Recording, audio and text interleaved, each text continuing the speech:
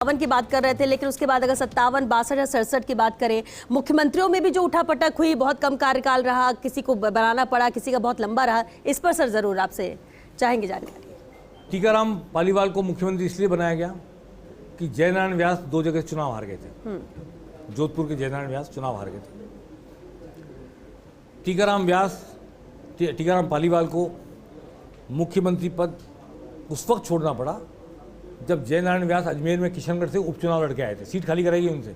मेरे ख्याल से मैं रिमेंबर कर रहा हूँ, बालचंद डागा एक एमएलए थे, उनसे सीट खाली कराई गई थी।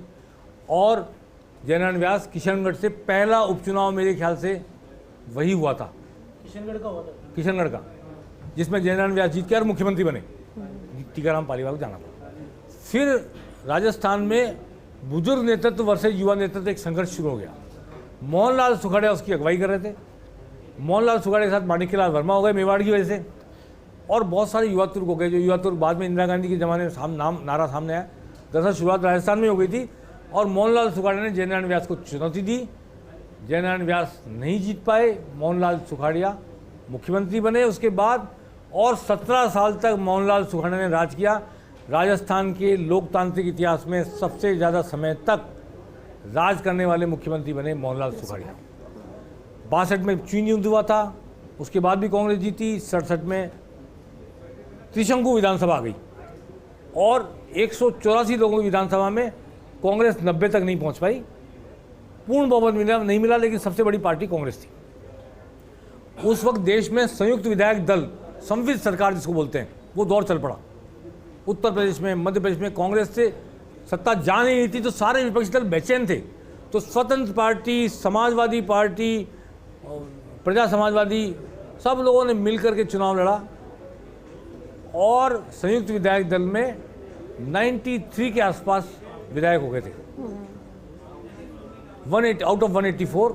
लेकिन संपूर्णानंद जी ने कहा कि मद्रास में एक ऐसा फैसला हुआ था राजगोपालाचारी के ज़माने में कि सबसे बड़ी पार्टी को पहले सरकार बनाने न्योता दिया जाए, वो बहुमत साबित कर सके तो करे। 4 मार्च 1967 को जयपुर में उग्र प्रदर्शन हुआ। 3 दिन तक उग्र प्रदर्शन होता रहा। उस दौरान मारावल लक्ष्मण सिंह जिनको संयुक्त विधायक दल का अध्यक्ष बनाया गया था, नेता बनाया गया था, मुख्यमंत्री का दावेदार बनाया गया था, बांसवाड़ा डूंगरपुर के मारावल थे, बागड़ के इलाके के। उनके नेतृत्व में राष्ट्रपति भवन जाने की तैयारी कर रहा था संयुक्त विधायक दल अपना बहुमत बताने के लिए। इस दौरान चर्चा चली कि मोहनलाल सुखाड़िया को मुख्यमंत्री पद की शपथ लेने के लिए आमंत्रित कर लिया गया। जयपुर में भारी प्रदर्शन हुआ। विधानसभा थी हवा महल के पीछे और जोरी बाजार में जबरदस्त प्रदर्शनकारी जा रहे थे।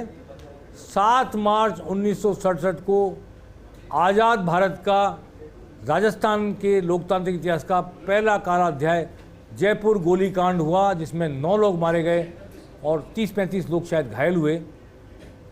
तो वो जयपुर गोलीकांड होने की वजह से फिर सरकार नहीं बनी और राष्ट्रपति शासन लगा।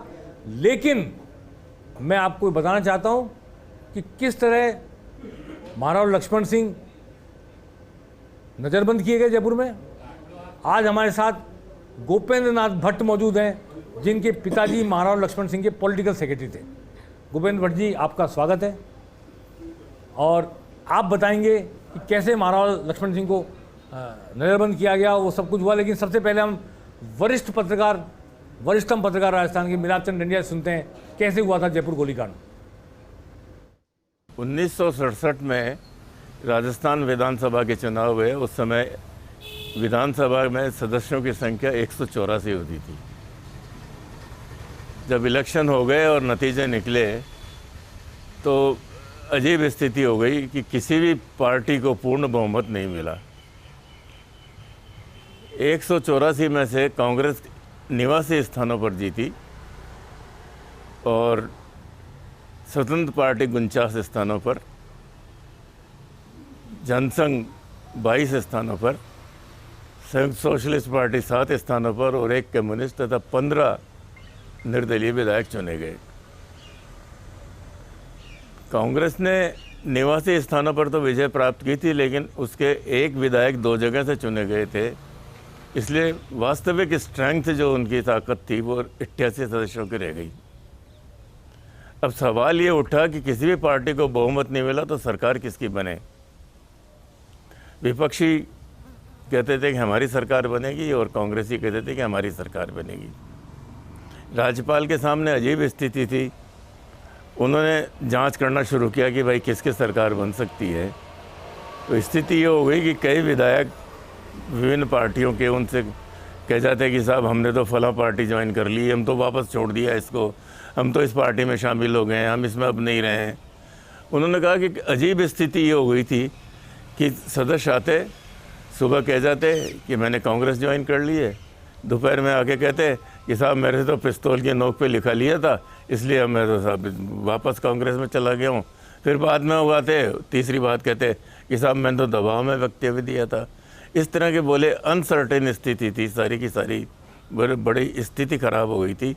राज्यपाल के लिए ये फैसला करना बहुत मुश्किल हो गया था कि क्या होगा। अंत में उन्होंने सारा इसको अध्ययन करने के बाद में ये तय किया कि जो सबसे बड़ी पार्टी जीत करके आई है उसकी सरकार बननी चाहिए। बिल्कुल अहम जिक्र किया उन्होंने सर, बिल्कुल गोलीकांड को लेकर भी, क्योंकि मेहमान भी हमारे साथ हैं। देखिए 45 लोग घायल हुए थे, 9 लोग मारे गए थे। उससे पहले महारावल लक्ष्मण सिंह संयुक्त विधायक दल के नेता चुने गए। हालांकि राजा हरिश्चंद्र भी नेता बनने के दावेदार थे, झालावाड़ के राजा, यहाँ तक मुझे याद है, जिनकी बाद में दिल्ली में मृत्यु हो गई। जिस वक्त राष्ट्रपति को हेड गिराने गए तब मृत्यु हो गई संदेहास्पद। लेकिन महाराव लक्ष्मण सिंह, आपके पिताजी गोपेंद्र भट्ट जी हमारे साथ हैं, आपके पिता उस वक्त पॉलिटिकल सेक्रेटरी थे। क्या घटा उस समय, कैसे वो दौर निकला कि मोहनलाल सुखाड़िया मुख्यमंत्री बनने को बेताब थे, राज्यपाल शंभूनारायण भी उनको मुख्यमंत्री बनाने को बेताब थे, पर जन विद्रोह हो गया और बहुमत साबित करने के लिए पहली बार देश के इतिहास में, उस वक्त के राजनीतिक इतिहास में पहली बार राष्ट्रपति भवन में विधायकों की परेड हुई थी। क्या घटा था, बताएं गोपेंद्र नाथ जी भट्ट। आज से 57 साल पहले की है।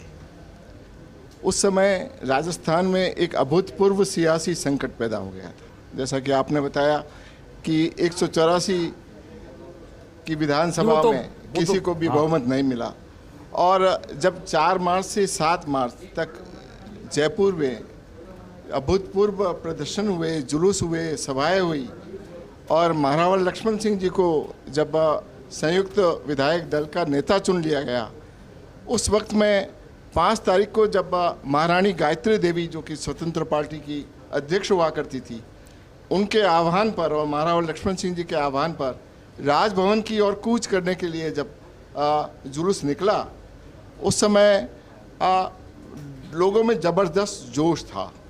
और जयपुर कांग्रेस के विरुद्ध में एक प्रकार से नेतृत्व करने वाला, जयपुर प्रारंभ से ही जयपुर इसका नेतृत्व करता रहा।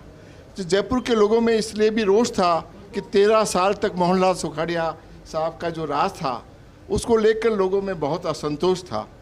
तो एक जन सैलाब उमड़ा और सिविल लाइंस की फाटक, रेलवे फाटक पर महारावल लक्ष्मण सिंह जी को और दूसरे नेताओं को रोक लिया गया। दूसरे नेताओं को तो गिरफ्तार कर लिया गया, लेकिन महारावल लक्ष्मण सिंह को, क्योंकि उनको प्रीवी पर्स में विशेषाधिकार थे, इसलिए उनको कहा गया कि आपको हम नज़रबंद कर रहे हैं। महारावल साहब ने कहा मैं अकेला नज़रबंद नहीं होऊंगा, मेरे साथ मेरा राजनीतिक सचिव भी रहेगा, और मेरे पिता कांतिनाथ शर्मा, भट्ट कांतिनाथ शर्मा, जो कि एक प्रकार से महारावल की छाया थे, वो उन्होंने उनके कहने पर महारावल लक्ष्मण सिंह जी को नज़रबंद किया गया। उनके साथ उनके राजनीतिक सचिव हमारे पिता कांतिनाथ जी भट्ट को भी नज़रबंद किया गया, और उनको 380 सिविल लाइंस जहां वो रहते थे, जहां हमारा परिवार भी उनके साथ रहता था, तो वहां ले जाकर उनको नज़रबंद कर दिया गया।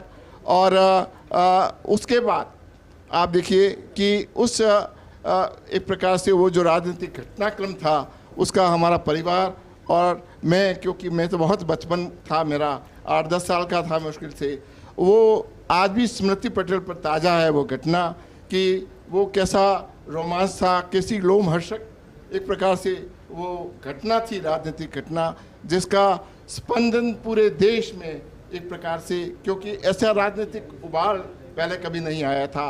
और उसके बाद आप देखिए कि दिल्ली जयपुर में धारा 144 लागू कर दी गई, कर्फ्यू लागू कर दिया गया और 6 मार्च को संयुक्त विधायक दल के सभी विधायक जो कि 95 थे, जैसा कि डांडिया साहब ने बताया कि सबसे बड़ा दल उसमें स्वतंत्र पार्टी था 49 और भारतीय जनसंघ के 22 सदस्य थे, विधायक थे, वे सभी सर्वोपरि राधाकृष्णन जो कि राष्ट्रपति थे, राष्ट्रपति भवन में गए और पहली बार देश के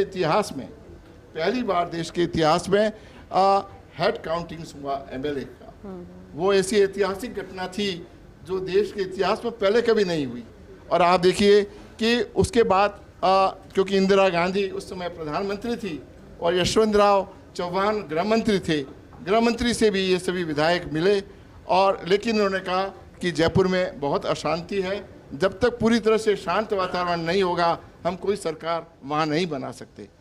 उसके बाद आप देखिए उसके बाद का घटनाक्रम 7 तारीख को जब उन्होंने ये कहा कि वही उन्होंने कहा कि आप हमारे प्रदर्शनकारियों को जो गिरफ्तार कर दिया गया उनको छोड़ देना चाहिए, 144 धारा हटा देनी चाहिए, कर्फ्यू हटा देना चाहिए। लेकिन कुछ इस तरीके की गफलत हुई कि कर्फ्यू के साथ साथ पुलिस ने 144 धारा भी हटा दी, तो सारे प्रदर्शनकारी जौहरी बाजार से होते हुए विधानसभा की ओर, जो कि बड़ी चौपड़ के हवा महल के पीछे था, वहाँ की ओर बढ़े और पुलिस जो कि यूपी से पीएससी बुलाई गई थी उस के साथ उनकी मुठभेड़ हुई और ज़बरदस्त तनाव पैदा हुआ और पुलिस ने राजस्थान के इतिहास में आपने जैसा बताया कि काला एक अध्याय जयपुर के इतिहास में रचा गया। पहला गोलीकांड हुआ और 9 लोग उसमें मारे गए दुर्भाग्य से और 45 गंभीर रूप से घायल हुए। तो इस प्रकार की राजनीतिक जो घटना जयपुर में हुई, उसके बाद आप देखिए कांग्रेस ने राष्ट्रपति शासन 13 मार्च को लागू कर दिया गया, वो भी राजस्थान के इतिहास में पहली बार हुआ। राजस्थान में 4 बार राष्ट्रपति शासन लागू हुए हैं, लेकिन सबसे पहला राष्ट्रपति शासन 1967 में ही लागू किया गया राजस्थान में। और ने भी मना कर दिया कि मैं शपथ नहीं लूंगा लाशों पर चलकर, और वो परिस्थिति भी नहीं थी कि वो शपथ लेते तो बहुत बड़ा खून खराबा होता, तो राष्ट्रपति शासन लागू किया गया। अब राष्ट्रपति शासन